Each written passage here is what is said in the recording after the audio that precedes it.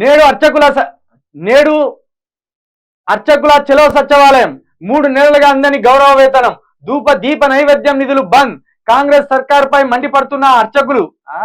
మరి మీకు దీప నైవేద్యం నిధులు బంద్, ఇది మీకా దేవునికా? ఇది ఒకటి. ఇంకోటి, చెలో సచివాలయం ఎందుకు?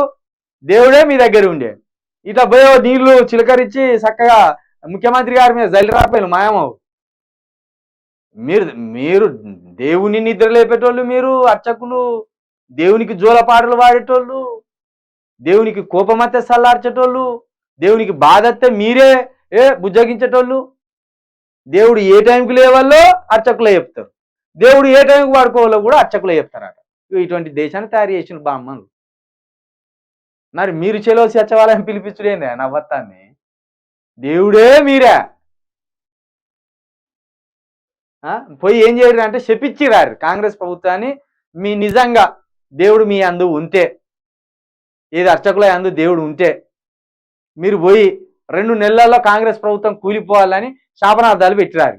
కూలిపోతే ఖచ్చితంగా దేవుడు ఉన్నాడు, కానీ మీ పట్ల దేవుడు ఉన్నాడా లేడా తెలుస్తుంది.